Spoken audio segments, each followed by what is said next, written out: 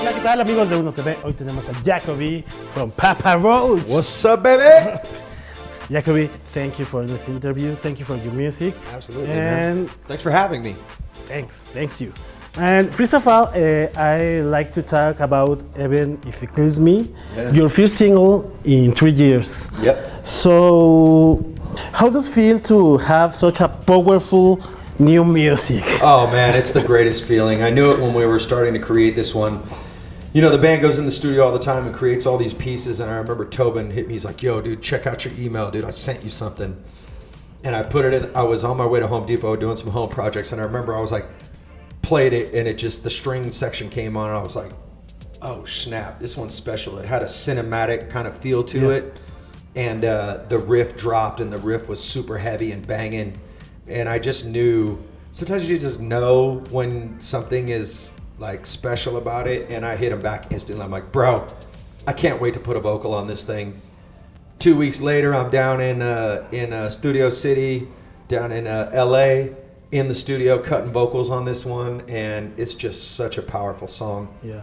And you know, lyrically, it's about being there, walking through the fire with my son. My son went through some really heavy stuff in the last few years, and you know, he had to walk through some pain, you know, and to watch somebody you love so much struggle in a deep dark moment, and him just like, you know, put his boots on and get back up and face life, and like, you know, just walk into the fire and go, I'm gonna be all right. Like, that's what this song was born from, you know. And I wanted to carry the pain for him, but sometimes it's important for us to like walk through the fire. You know what I mean? Like, it's part of life. It's it builds you and strengthens you in ways that you don't really understand at that time.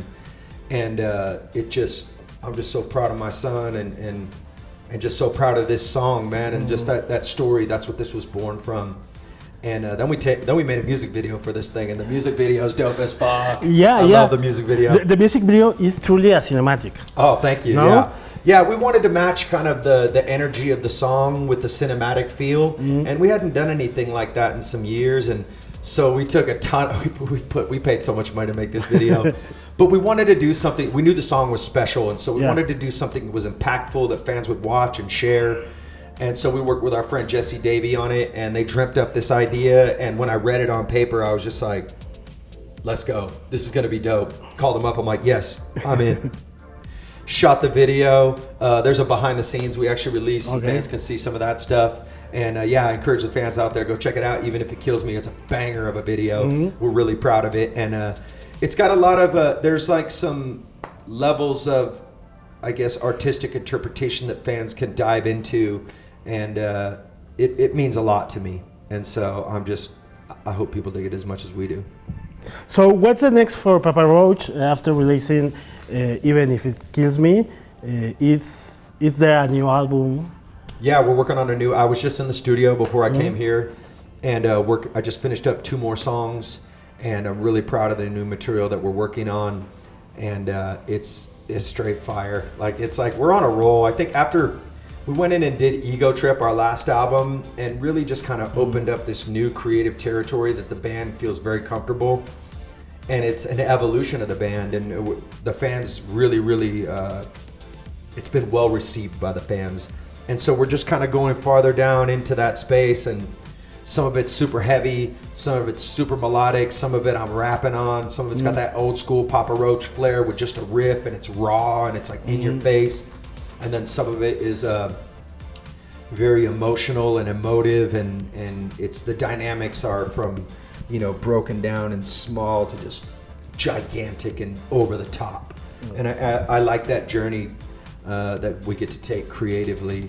And so 2026 we're going to drop a new record. We're going to continue to release new music through 2025, and we'll be coming back to Mexico, south of the border, going to South America as well.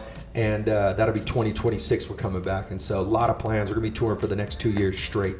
Excellent. Yeah. So about the sound of the band, how did you craft the band's signature sound? Even after more than 30 years, you still manage to sound fresh, powerful, and innovative. I think I got to give it to my bass player and my guitar player. Those two dudes are super creative, and they just continue to evolve the music of the band. And so it sets a bar for me, because I don't write the guitar riffs. I'm not a guitar player. I'm not a drummer.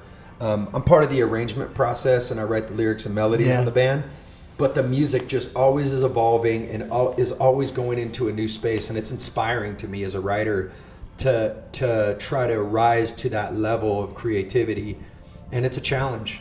It really is for me, and I accept it. I love it. Plus, it's like there's a lot of dope, newer rock and metal that's coming out that's inspiring me as well. Bands that we inspired back in the day are now coming around and inspiring us. And so it's kind of a really cool moment in rock. And, you know, it's cool to see bands like Korn still killing it, Deftones still killing it, Incubus still killing it, Limp Bizkit still killing it, Papa Roach still killing it. Our friends in Linkin Park are back out there touring again, and rest in peace, Chester. You will always be remembered. We love you. We miss you. You know, but it's like this era of music is like, it's ripping again. It's so exciting. I'm just like, we survived the dark ages of rock, and we're back. It's dope. So finally, you will be performing in Música por la Vida Festival in Guadalajara, which feels like a perfect gift given the work you have done in recent years supporting mental health awareness. Yeah, mental health awareness is a very important conversation, especially in what's happening in society. A lot of people are making a choice to take their lives, and it's got to stop. We got to stop doing this to ourselves, and it's an important conversation to bring up. Why are people struggling so much?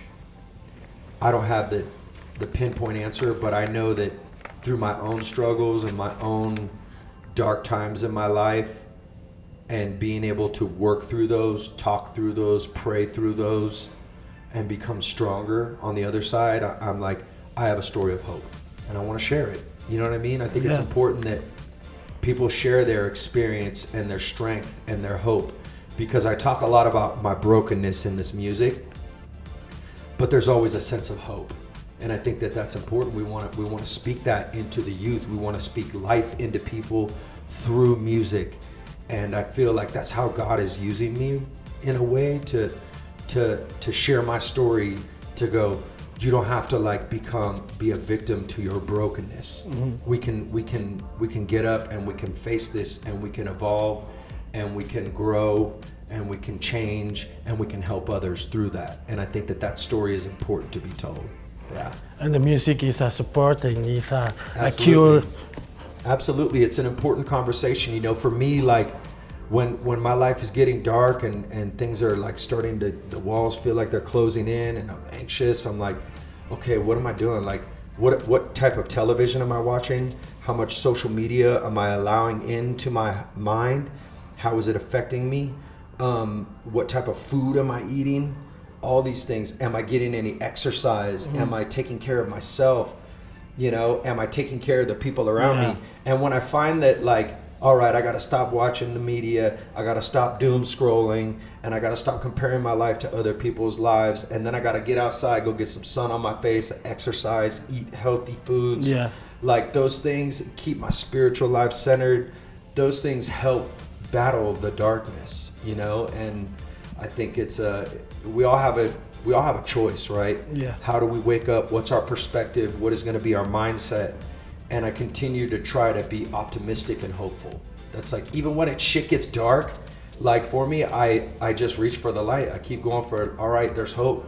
Like, I can keep going. I can keep going. I can keep going. You know, so that's a story I want to keep telling.